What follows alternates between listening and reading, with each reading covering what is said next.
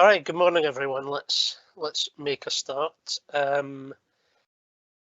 think, as we've just been saying, there is only one voting member of the committee at the moment, as the Falkirk Falkirk Council member will be confirmed at the full IGB meeting on Friday. Do we have any apologies for this morning's meeting? From Roger Ridley and Robert Clark. Okay, thank you. And are there any declarations of interest in relation to any of this morning's items? Seeing anything around the table? Okay, can we move on then to the minute of our last meeting, which was 17th of March? Go through it first for accuracy. In the papers, page 3, 4, 5, 6, and 7. Okay, are there any matters arising that don't come up elsewhere in this morning's agenda? I didn't have anything. Not seeing anything around the table, so we'll move on to item 4 then, which is the Strategic Risk Register. Stephen. Thank you, Chair. So this report provides an update on the Strategic Risk Register and any changes since it was last presented to the Audit Committee on the 17th of March earlier this year. As always, the Strategic Risk Register remains an important aspect of our corporate governance arrangements, and it supports delivery of the strategic plan. The register is regularly reviewed, and a summary table is presented in section 4.1, where we see the 10 strategic risks, 9 currently rated as high risk and 1 rated medium risk. The last column within the table notes that there has been no change in the risk rating, but that masks the considerable amount of work that is undertaken reviewing each risk in detail. There's a flavour of that work in the detailed Strategic Risk Register attached as Appendix 1. We've previously spoken about Risk 4, Capacity and Infrastructure, and the desire to separate that into 2 distinct risks. That remains the current thinking, and we plan to do that as we work through a series of deep dives on each risk. It's likely one of our lesser risks may drop off the Strategic Risk Register as part of that process, so that we can continue to focus our attention on a manageable number of strategic risks where our priorities and attention must remain. The first planned deep dive will be the finance risk, and a number of the bullet points in section 4.3 relate to strategic risk 1, the finance risk. Section 4.3 notes a number of key considerations that have informed current ratings, and if we just use that finance risk as an example, we can see why the risk rating hasn't yet changed, or hasn't changed so far. On the one hand, we've completed the medium-term financial plan as one of our future actions. The 2022-23 draft accounts indicate an underspend was delivered against the integrated budget, and many of the underlying causes for that underspend continue. Now, all of these things would point to an improvement in the risk rating. However, the cost of living crisis continues, with inflation remaining stubbornly high for longer than previously anticipated, and our partners have raised their finance risk rating due to their concerns. So there are both improving factors and deteriorating conditions. And that's resulted in the overall risk rating remaining unchanged at this time.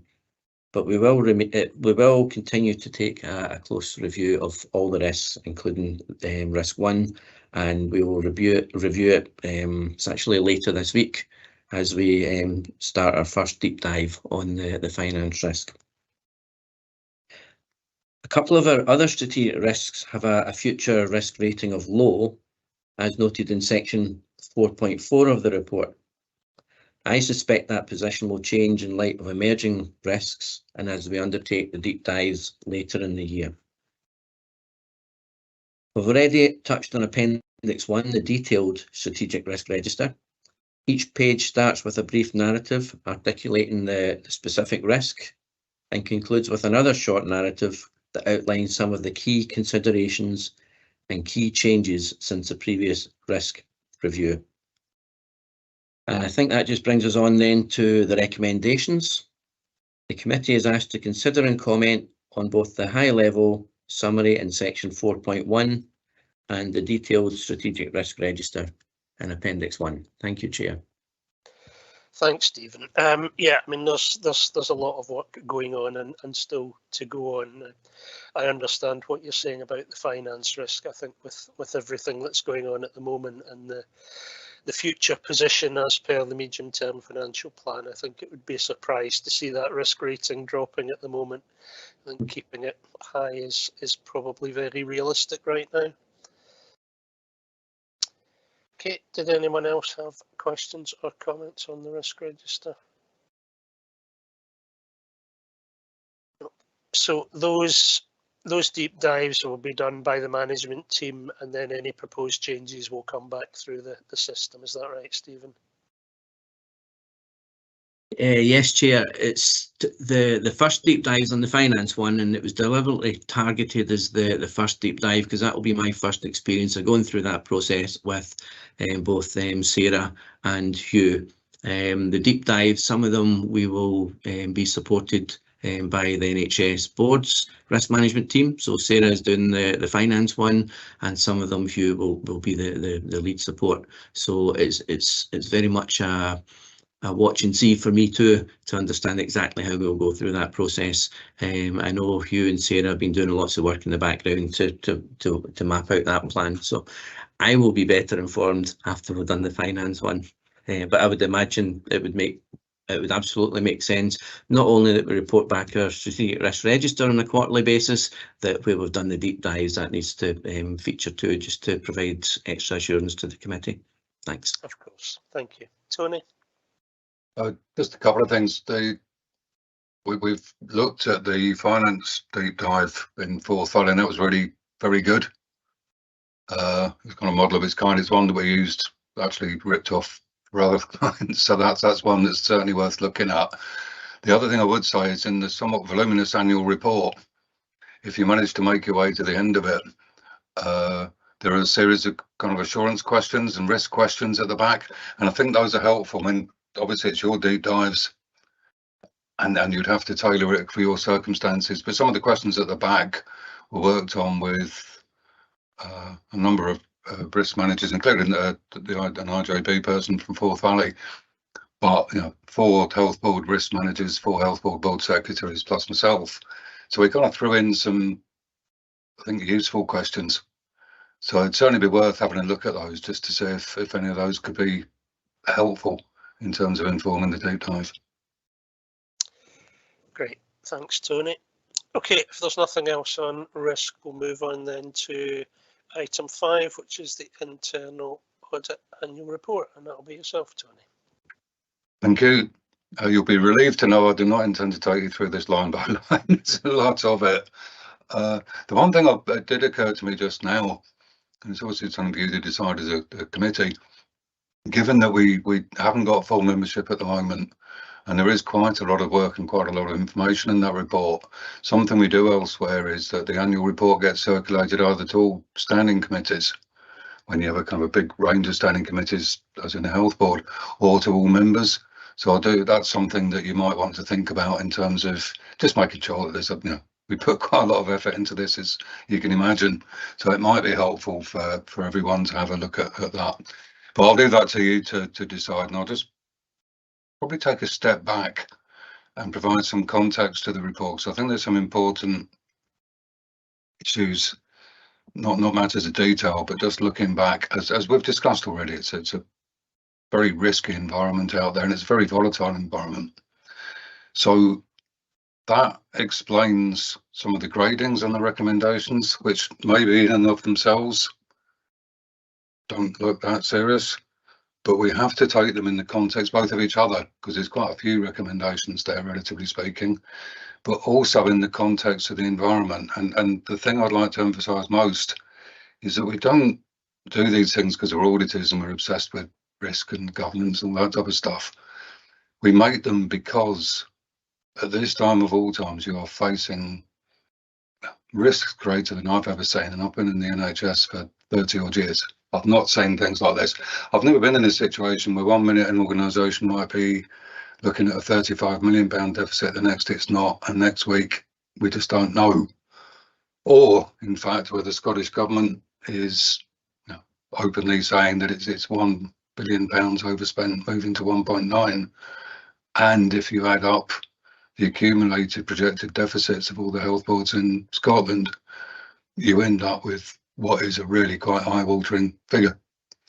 So even if your part of the universe is okay, that doesn't mean that elsewhere things won't happen that could have a negative impact on you. And probably on that note, we talk a lot about financial sustainability, and reading the report again, I'm not sure we've actually been clear about what we mean by that. So, for example, a number of our IJB clients are in financial balance. That doesn't mean they're financially sustainable, because the way they've achieved balance is basically because, to put it crudely, can't recruit enough staff to spend the money they have. But that's not sustainable, because you can't deliver your services that way.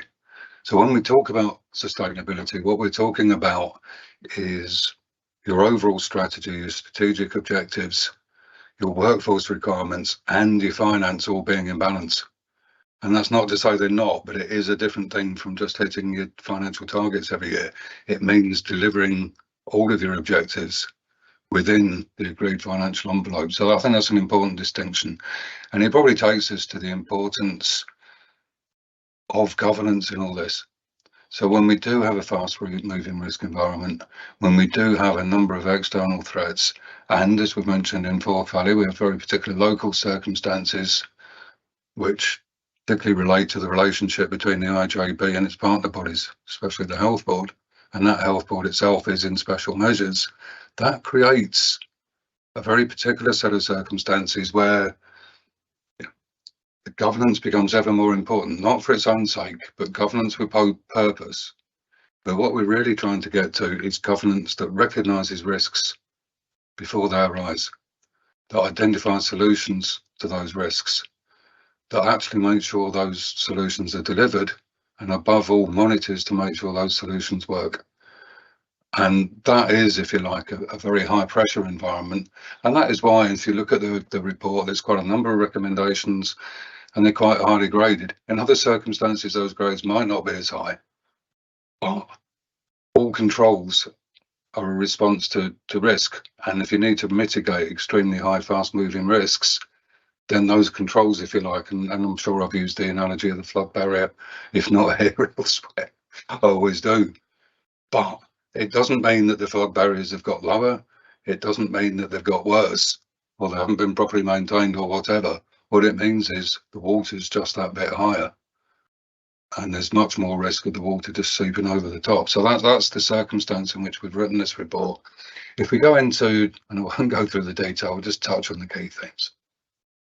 So you can see, and this is no reflection, it's just different auditors do things different ways. As you will have seen from this, we do a very comprehensive annual report. Most of our local authority partners just don't. It's just a question of style. That's what it is. So some of the things that we said last time we provided the Chief Internal Auditor Service hadn't been followed up overtly, and therefore we've followed them up, and as you can see, some of them are still outstanding, and we've highlighted that. We go through quite a bit of detail on the things that will most mitigate your risk. So, and what you'll see there is an emphasis on the workforce plan, receiving assurance on the workforce plan, which is a common theme, and that's by no means unique to yourselves. But you are reliant on the partners for a lot of this stuff. So you have to, and we're by no means alone in this as an IJB or even in terms of our other health board clients. But understanding whether your workforce strategy is adequate in terms of being able to mitigate the workforce risks. And you can see it, that the strategy itself states that more work needs to be done in terms of identifying needs, so we know what position we're in, but also in terms of whether it's being delivered and being delivered effectively is fundamental. And the other thing we talk about a lot is transformation. And that's something we talk about with all our health board and IJB clients. The amount of transformation that you will need to undertake just to stand still, let alone to improve your services, let alone to respond to the challenges of COVID and the very particular circumstances we have in Forth Valley, for example, with the ED. It's going to take an awful lot of transformation, and that's going to be more than you've ever done before. It's going to be more than, frankly, virtually any IJB has ever undertaken. And that's, again, not unique to yourselves, but it's something we do have to highlight, and therefore we do emphasise a lot, again, reflecting that theme of governance with purpose, that needs to be a real focus for your governance. Understanding that you, before you start, that you've identified all the transformation needs, that you have the capacity and capability to deliver it, and then of course that it is being delivered on time, and if not, what the impact of that is on your financial position, on your achievement of your strategy. So all of those things permeate this document, and really at that point I think there's an awful lot of detail there which I hope will be helpful and might be helpful in different fora. So I would again suggest that you perhaps consider sharing this more widely. But at that point, really, there's nothing else I particularly choose to highlight, and just emphasise the fact that there's quite a few recommendations there. We've talked about the need to monitor those, and as you all know, Gordon, in the health context, the good governance blueprint really talks about the fact that the test of an organisation is whether when it's agreed audit recommendations, it actually delivers those swiftly and well. So I think that, and as an audit committee, that needs to be one of your primary focuses. So I would emphasise those recommendations, the need for those to be monitored, and I think that whilst, and we would say that there has been good progress, the trouble is that every time you take a step forward, the world outside seems to be taking two. And that is just the nature of the world we live in at the moment. So I wouldn't propose to go into any more detail than that. We have overall concluded that there are adequate and effective arrangements in place. We have no problem with the draft governance statement. And formally, and I need to read, this is the only bit of the report I do read out in detail. As Chief Internal Auditor, based on the work undertaken and the information available to me, I've concluded that reliance can be placed on the IJB's governance arrangements and systems of internal control for 22-23, and we have no problems with the consistency of the governance statement, its format and content, or the disclosure of any relevant issues. So at that point, I would just open up to any questions you might have. Oh, and finally, just as my last one, I suppose, I'd just like to thank Stephen and Patricia for their, we've kind of bounced in and out of Falkirk IJB, we rotate, but yes, as is my last one, I'd like to thank them, particularly Stephen in this case, for clearing the report so quickly. Thanks, Tony. Yeah, I know there's an enormous amount of work goes into these reports. There is an outstanding action that's noted as a priority around the management response to the workforce action. So I'd suggest that we finish that up and agree it before the report is circulated more widely. But I would agree it would make sense for all IGB members to see this. There's an awful lot in there that is fundamental to what we're doing. I take your point on sustainability. I think that's a very big question.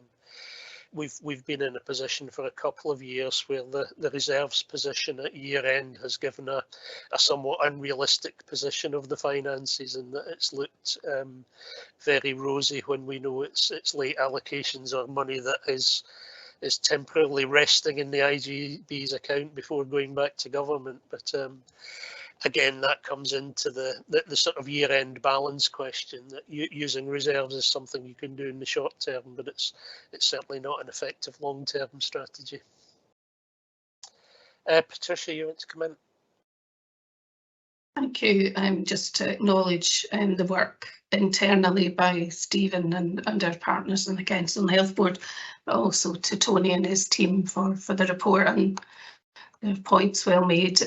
We are planning a whole day with the IGB and the Strategic Planning Group, Tony, in August to look at our strategic plan, our workforce plan and our medium-term financial plan, to look at that very issue of sustainability, to plan ahead for next year and future business cases, but also to develop a shared understanding with our partner organisations about some of those risks and challenges that we're facing and some of the ways we will need to do things differently in order to work within that financial envelope, because what it doesn't show is any unmet need that we have in our communities that we're perhaps not meeting at the moment. So it really sets the backdrop and the context for those discussions. So thank you. Okay, thanks, Patricia. Yeah, that will be a very interesting session, I'm sure. There's an awful lot of background and data that we'll need to look through to get to that kind of understanding of the position, I think. Okay, any other comments or questions on item 5? Okay, can we then agree that report subject to the addition of the response to item 5 on workforce, and then when that's all concluded, we'll circulate the report to all IJB members for their information, and it will effectively provide some of the background for that session in August, I'm sure. Okay, thanks very much, Tony. Can we move on then to item 6, which is the annual audit plan for 22-23? So, Chair, I drafted a short cover report for this one because Gillian verbally provided or updated we provided the report at the last minute of the last meeting, and Gillian provided an update there. So if Gillian's okay with it, I'll just go through the cover report very quickly, and if there's anything you want to add after that. Yeah, I wasn't sure when Jennifer's actually came along to give a kind of quick overview, Stephen, so it's up to you whether you want Jennifer to still provide that. I just thought since last time there was kind of questions about making sure it gets the full kind of process, so Jennifer is prepared if you want Jennifer to provide that presentation. Even better, I'll just leave it all to Jennifer then. Thank you very much. Thank you. Okay, good morning, Jennifer. Morning. So I am an auditor in the external audit team, and I am leading on the IJB for the 22-23 audit. As Stephen just mentioned, at the last audit committee, a verbal update was provided, so I will just take you through the key points set out in our plan. So our annual audit plan summarises the audit work plan for the 22-23 financial year. It contains an overview of the plan scope and the timing of our audit, and it also sets out the work necessary for us to provide an independent auditor's report on the financial statements. In Exhibit 2, you will see the risks that we have set out, which are broken into significant risks of material misstatement and other areas of audit focus. The significant risk of material misstatement we have identified is a risk of material misstatement due to fraud caused by management override of controls. So this is a standard risk for all our annual audit plans, and this is in line with ISA 240, and it is a risk that we cannot eliminate due to its inherent nature. As part of our assessment of audit risks, we have also identified one other area where we consider there to be a risk of material misstatement to the financial statements. Based on our assessment of the likelihood and magnitude of the risk, we do not consider this to represent a significant risk, but we will keep this area under review as our audit progresses. So the area of specific audit focus relates to IJB funding, specifically to Scottish Government reserves, which have built up over time. We have already been in discussions with Rona, the new senior financial accountant, about how this should be treated.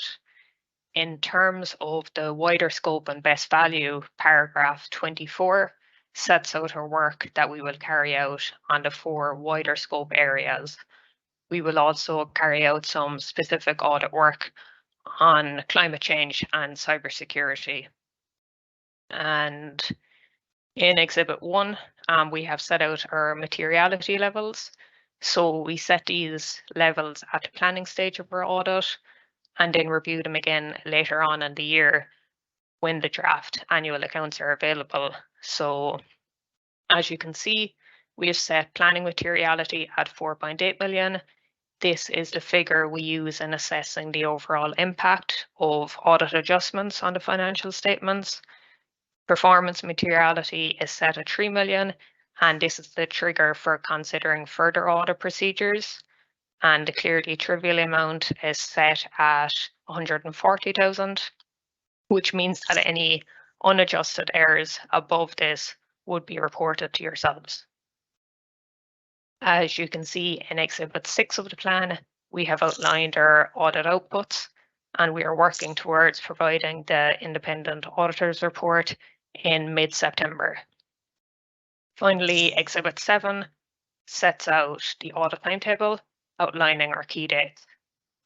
Thank you, and we're happy to discuss any sections of the plan in greater detail or answer any questions. Thanks, Jennifer. Yeah, that issue at paragraph 22 around the COVID reserves was certainly something that had caught my eye as I went through it. I guess we need to wait and see exactly how that works out. I know that there have been issues around what the IJB retains, what needs to go back to Scottish Government, etc., which makes the position quite difficult to establish. Okay, beyond that, I think the report makes perfect sense, and the timescales are what we were expecting to see. So I think that's fine as far as I'm concerned, unless anyone else has any questions or points to raise. Okay, thank you for that. We'll take that as agreed and move on to item 7, which is the unaudited accounts. And there was an amended paper circulated, Stephen. Thank you, Chair, and I'll cover that in my brief narrative here. So the purpose of this report is to present the 2022-23 unaudited annual accounts to the committee for consideration. There's a statutory requirement to submit unaudited accounts to the external auditor by the 30th of June each year. And under regulations, the IJB or its audit committee must meet to consider the unaudited accounts. That's why we're here today. There's also a requirement for a 3-week public inspection period, and that commenced for us on the 9th of June this year. The draft accounts will be lodged with the external auditors after today's meeting, and it is anticipated that annual audited accounts will be presented to the IJB Audit Committee on the 15th of September, which will be ahead of the 30th of September statutory deadline. Now, the unaudited accounts are presented in Appendix 1. And I guess just before turning to the recommendations, I would point out the one late adjustment that was made to these accounts after papers were circulated to the Audit Committee. Page 144 of the papers, also shown as page 41 of the unaudited accounts, includes a table. Excuse me, while I turn to that particular page.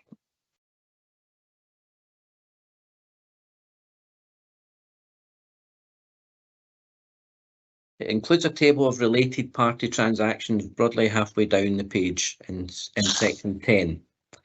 While the bottom line total of £13.592 million remains unchanged, a couple of the 2022-23 figures have been adjusted.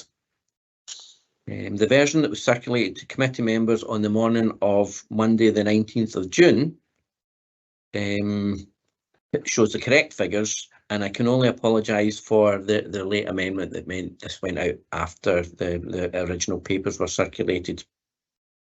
A number of figures had been amended prior to first circulation as a result of the discussions that Jennifer alluded to earlier with Jennifer and with Rona around the best treatment of the COVID funding that was returned to Scottish Government.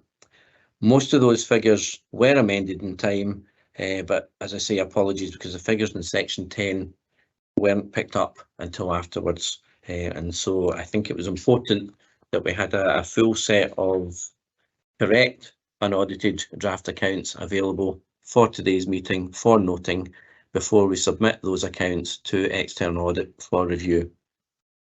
So that was really the main thing to highlight, and the main reason why there was the late adjustment.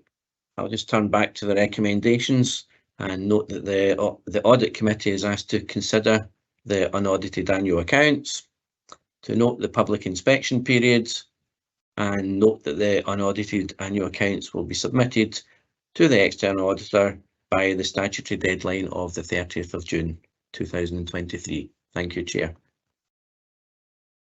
Okay, that all makes sense. So those amended figures don't materially change the overall position. It's some of the detail within that table, but not the total. Okay, that seems fine to me. Did anyone have any other questions or points to raise?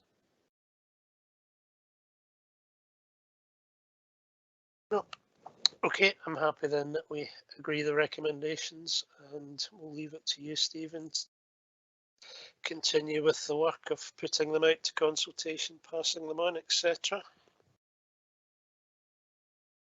Thank you, Chair. I think I've just got one bit to sign in terms of the draft accounts, so the unaudited accounts, and then I'll get them over to our auditors today. Thank you. Okay, and we've previously seen the timeline, so we're fine for meeting the statutory deadlines of going through the remainder of the process. Okay, can we move on then to item 8, which is the annual assurance statement? Thank you, Chair. It's me again, but this time it'll be just a very, very short introduction. The report presents the Audit Committee's 2022-23 annual assurance statement for approval. And pending approval, the statement will be reported to the IJB board as part of an annual governance assurance process that requires annual statements from all of the IJB committees and subgroups. This year's statement is attached in the appendices, and it sets out the attendance, the meeting dates and the business of the committee between 1st of April 2022 and 31st of March 2023. And the Audit Committee is asked to approve the annual statement so that it can then be passed on to the IJB board. Thank you. Yeah, I mean, this seems fairly straightforward in the usual fashion, and is pretty much a factual summary of the year's work. So I was happy with that, unless anyone else has any comments or questions. Nope. Okay, happy to approve that then for submission to IJB, Stephen. And item 9 then is National Audit Report and Inspection Overview. Thank you. So it provides an overview of national audit, scrutiny and inspection reports published since the last Audit Committee meeting, which was held on the 17th of March earlier this year. 6 relevant reports have been published, 5 by Audit Scotland and 1 by the Mental Welfare Commission. The 5 Audit Scotland reports are listed in the table in section 4.1, and there's a summary of each of those reports in sections 4.2 through to 4.9. The inspection report by the Mental Welfare Commission is noted in section 5.1. I wasn't planning today to go through all the summary narrative, but I would draw your attention to the IJB financial analysis in section 4.4. The key messages from the 2021-22 report, although it is a year out of date, remain completely relevant to today, including challenges from increasing demand, workforce pressures, and planning and delivery uncertainties associated with the National Care Service. We can't wait for that National Care Service to deal with our financial workforce and service demands, and Tony certainly alluded to that earlier as well when we looked through the internal audit annual report. And essentially the transformational changes needed now to ensure financial stability and service improvements. There's a similar theme, a similar message in the Local Government in Scotland Overview report, and that too calls for radical change and greater collaboration. So while there's a bit more detail in the reports, I think the key messages are around these pressures and the need for transformational change to ensure stability, and the need for us to work closer together in order to deliver that across the public sector. And so I'll leave it at that. The Audit Committee is asked to consider and comment on the content of the National Audit Inspection Overview Report. Thank you, Chair. Yeah, I did read the Audit Scotland report, and while there were really no surprises in it, it was a sobering read. And as you say, it's 21-22. All of the same issues, or even writ larger, are probably relevant for 22-23 as well. Certainly when you see words around challenge, uncertainty, etc., it does give a very bleak picture of where we are and the issues that we mentioned earlier in terms of what we need to do to get onto an even footing. Tony? Just very quickly, on the last opportunity to depress the meeting even further, if you take those reports in context with the one which I think came previously, which is the NHS in Scotland report, and indeed the one about the health and social workforce, there's an awful lot out there that all points in the same direction. So that does kind of explain our internal audit report and why those grades are as they are. And it's one thing, of course, identifying the problems. It's another actually having the solutions to them. So it is sobering. But on the other hand, I think that the message we tried, I didn't mention it quite so much, which is why I just wanted to nip in. It does give you an opportunity. There's always that thing about don't waste a crisis. Because when you get to that point, all of a sudden, and don't get me wrong, when you start to make the changes that will be needed, there will be politicians that get upset by that. That's the nature of it. The public won't always be happy when they're getting mixed messages. The Scottish Government almost certainly won't be happy.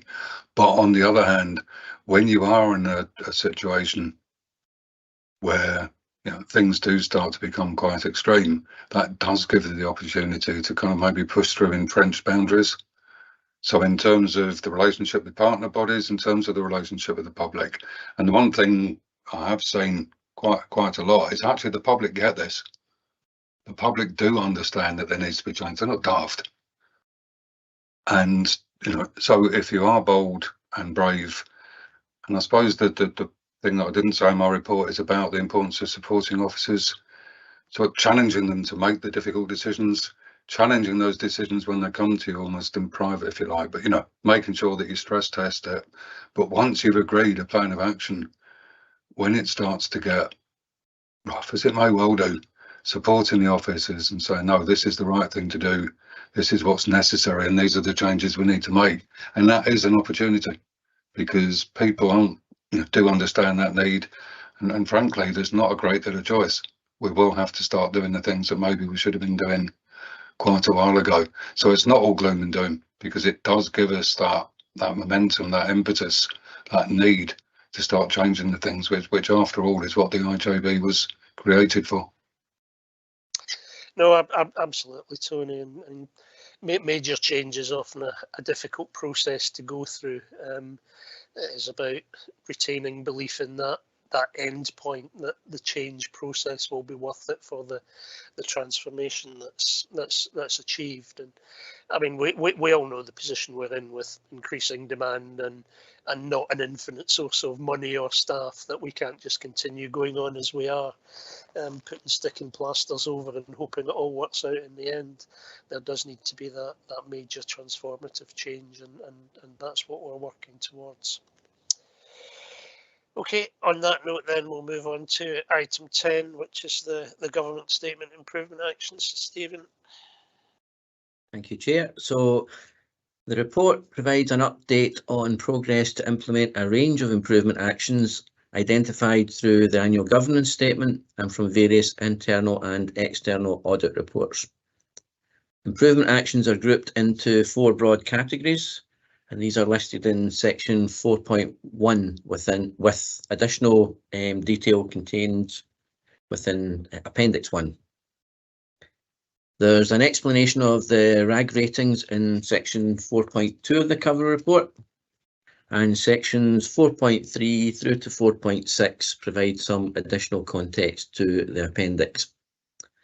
I have slipped the timelines tentatively for the work on the integration scheme and the MSG self-assessment, while resource negotiations continue with Scottish Government and final plans are developed. And I'll know the timetable proper for that once those discussions have concluded. In terms specifically of the risk share and the finance elements of the integration scheme, an initial draft has been developed by the Deputy Director of Finance in NHS Forth Valley, and this has been reviewed by the Council's Chief Finance Officer. My own review is in progress, and there's likely to be a requirement for further amendments and further reiterations thereafter as we go through all the track changes.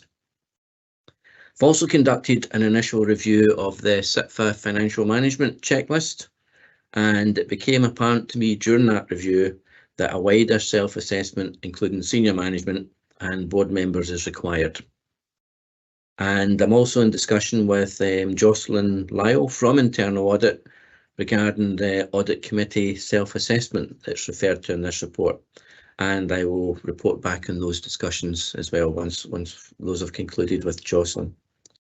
So that's just an update on some of the main items within the report without going through them in detail. I'm conscious that some of the items here are also referred to in the risk management report that follows, and they were also discussed, or they're in the detail within Tony's report too. So I think I'll just stop at that if that's all right, and ask that the Audit Committee note the progress report on improvement actions. Thank you, Chair. Thanks, Stephen. Yeah, I mean, these issues, as you say, do come up elsewhere as well, but it is helpful to have them grouped together in this format so that we can get the overview of them. I mean, they're all sitting at amber in the RAG status, so kind of in progress. Some of the timelines have slipped for understandable reasons, but it will be good if we could try and stick to the revised timescales if at all possible. Difficult as that is to achieve with everything else that's going on. I think there are some crucial issues, as you say, around the review of integration scheme and the risk share, which also come into some of the issues around escalation and the action plan there. So again, there are kind of interdependencies in all of this. But we'll continue to see this as a standing item, so we can assure ourselves that progress is being made. Are there any other questions or comments on item 10? Nope. Okay, can we move on to 11 then, which is the Strategic Risk Management Performance Report? You might be glad to hear this is the last time you'll be hearing from me today, Chair. So this is the last report. It's the Strategic Risk Management Performance Report for the period from the 1st of April 2022 to the 31st of March 2023. The first annual performance report for Strategic Risk Management was presented to the Audit Committee not that long ago, actually, but it was last year, and was the result of internal audit recommendations following a review of risk management arrangements. The report provides assurance on the adequacy and effectiveness of risk management arrangements.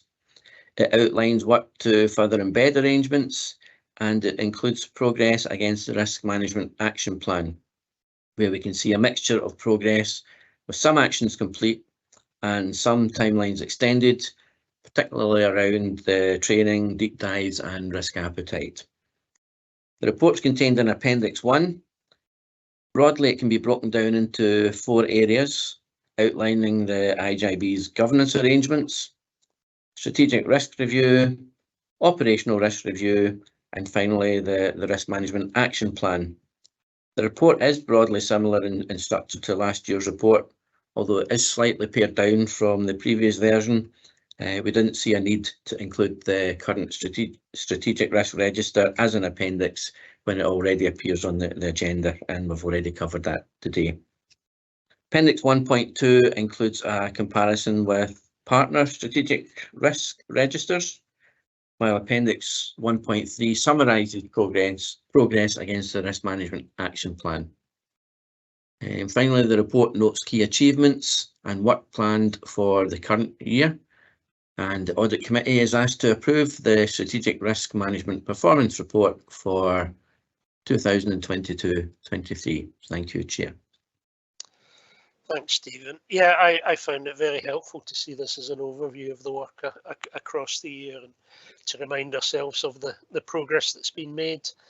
I think the phrase mixed progress is used, and there is a lot of good progress, although some items, as you say, where timelines have extended and we know there is still work to be done. But at least we know and are highlighting where those outstanding actions are.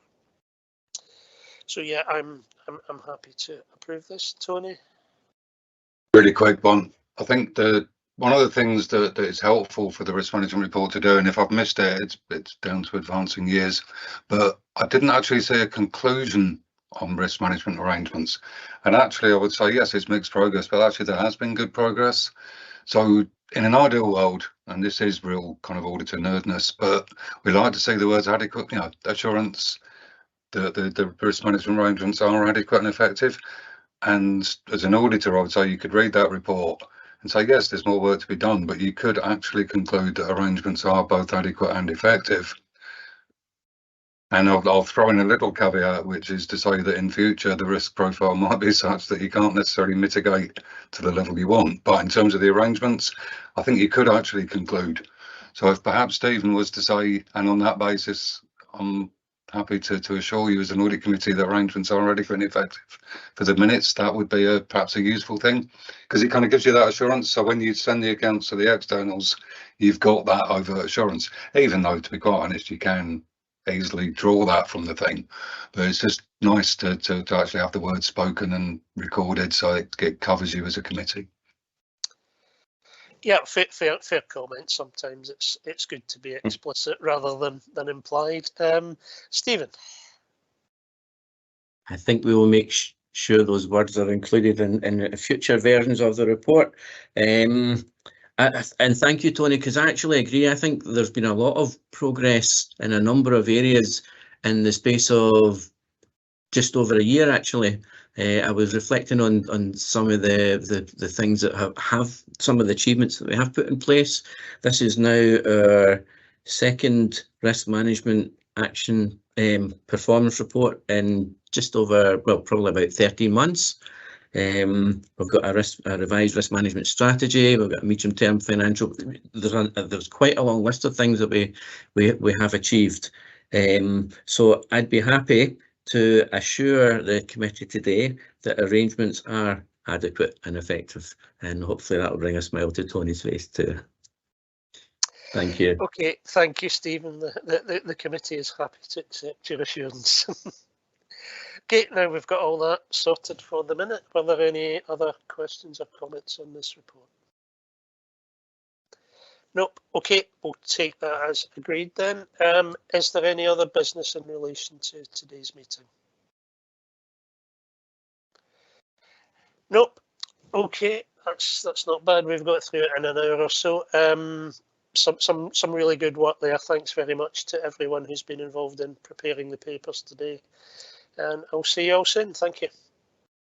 Thank you, everyone. Well, not me, Chair, so I shall say my goodbyes. Is this your last meeting, Tom? Oh, yes. All right. Okay. Well, and my successor has hopefully been appointed. Well, they've certainly offered the job to someone who I think will be absolutely excellent. So I can walk away quite happily. But thank you very much for your time. And I'm actually supposed to be off today, so I shall go off and hit the golf course. All right. Okay, well, thank you for all your work over the years, Tony. It's been a pleasure, sir, and enjoy your retirement. Enjoy the golf course. Yeah.